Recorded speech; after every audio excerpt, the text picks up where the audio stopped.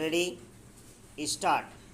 The National Consumer Disputes Redressal Commission, hereinafter referred to as the National Commission, on 7th June 2019, had passed the following order in revision petition number 483 of 2018 filed by the respondent SBI. Stop.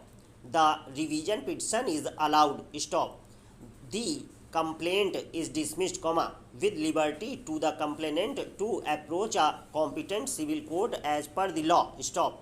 It goes without saying that, if the complainant chooses to bring action in a civil court, he is free to file an application under section 5 of the Limitation Act 1963, and, in such contingency, the chronological facts and proceedings in the consumer protection fora would be material and relevant towards making such application. Stop. Learned Counsel for the Revisionist State Bank of India submits that it will not press the issue of limitation if action is brought by the complainant in a civil court. Stop.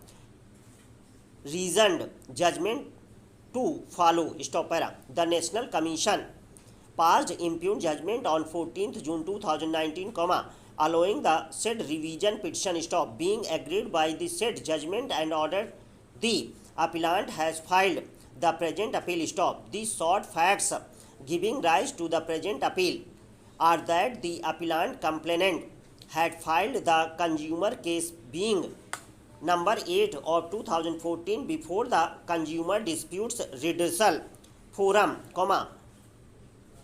Purba, Madnipur, hereinafter referred to as the Consumer Forum, alleging inter alia that the appellant, that is, Sunil Kumar Maiti, had a saving account number 01190010167 with the respondent bank since January 2000. Stop. On 24 to 2010, the said account number was changed to number 101404787732. Stop. On 15/9/2012, the appellant went to deposit a sum of rupees 500 in the said account, when a staff of respondent bank informed him that the account number had again been changed and wrote account number being 3243260950 on his passbook. Stop. The said amount was deposited in the said account number. Stop. Thereafter, on 16/1/2013, appellant deposited a check bearing number 670013 for rupees 3 lakh, drawn on SBI of the said branch, issued by one Prabir Pradhan, having an SBI account number 030608507950. Stop. When the appellant went to update his passbook on 11/12/2013, he noticed that his passbook showed the balance of rupees 59 only, though he had not made any transaction between 16/1/2013 to 11/12/2013. Stop.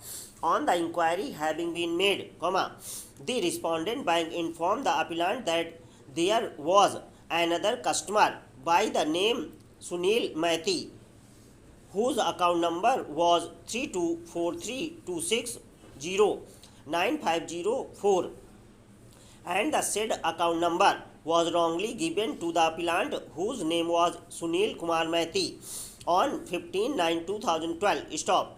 The said Sunil Maiti, respondent number 2, on 25/1/2013 and 28/1/2013, had withdrawn the sum of rupees 1 lakh and rupees 2 lakh respectively from the said account number. Stop. The appellant complainant therefore wrote letters to the respondent bank, but in vain.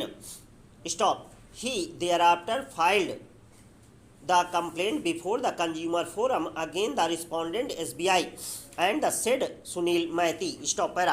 Both the respondents had entered their appearance and filed their respective replies to the complaint filed by the appellant complainant. Stop.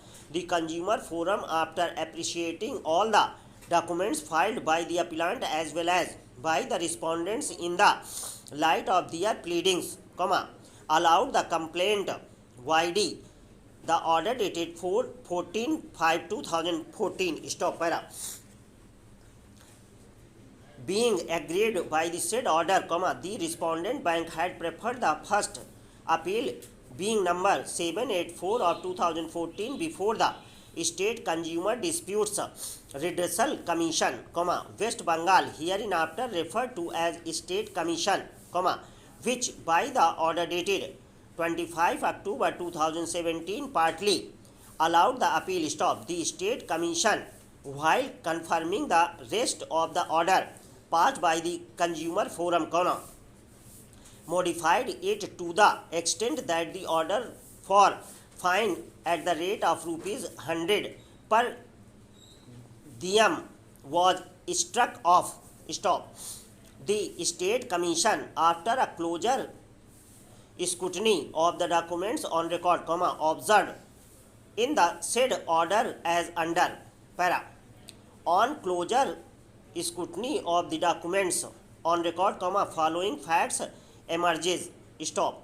First, we find that there was complete parity in the signature being put on the deposit slip pertaining to the disputed check for an amount of rupees 3 lakhs, vis-a-vis specimen signature of the respondent number 1 contained in the official record of the bank. Stop. Secondly, documents on record shows that the respondent number 1 signs in English, whereas Sunil Maiti, account holder of saving account number 324326095004, signs in Bengali. Stop.